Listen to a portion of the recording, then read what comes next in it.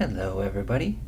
So today I'm going to be drawing this homunculus, which is based on some descriptions I found that are used for Dungeons and Dragons, which I'm not sure if they're totally official, but they look pretty official, so I went with it. So the idea behind the homunculus is that wizards create them and give them life in order to have them do different tasks. Like, one primary task I've seen is that they use homunculi to do spying. So I kind of went with that, with the large ears and the large eyes and the wings so they can fly and spy more effectively. I did kind of go into this with a bit of a backstory, which I definitely think is a good idea whenever doing any sort of drawing, is obviously have some sort of backstory. So you can kind of build elements off of that.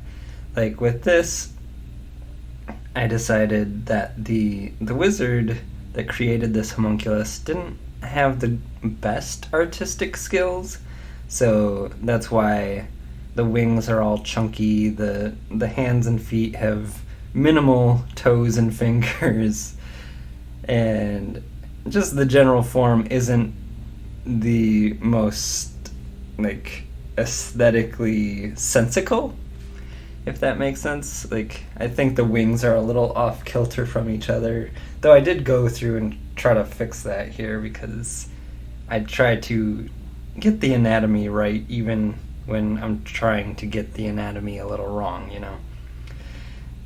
Anyway, so I went through, kind of messed with the wings a bit, and as I'm sketching, I'm kind of figuring out the story of the creature even more. Like, in this case, the homunculus is actually trying to take this crystal for whatever reason.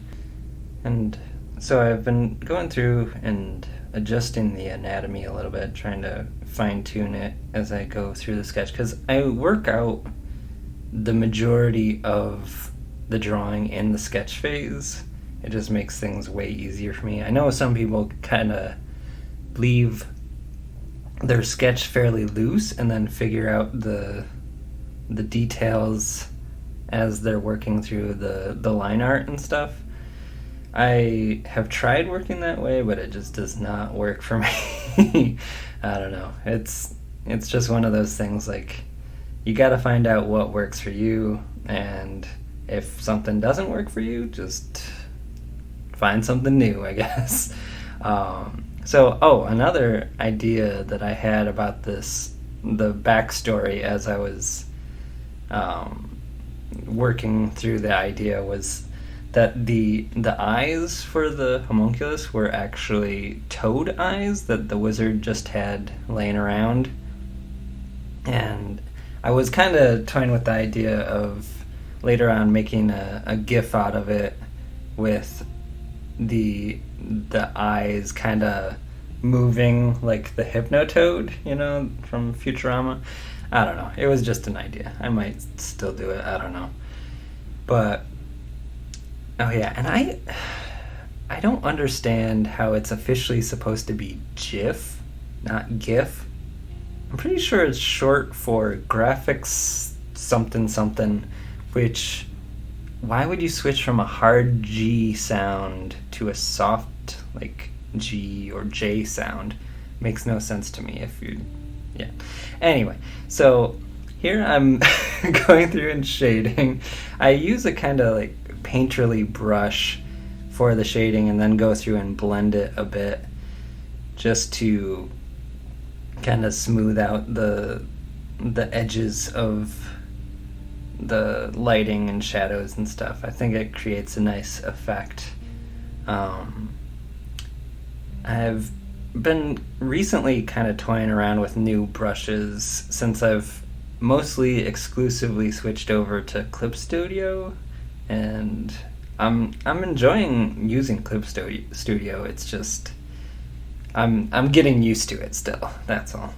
So once I get the shading and lighting down, I start with a base color with the shading and lighting, just so I have that sit down, and then I can do a color overlay over it, because it's way easier to change the colors after the fact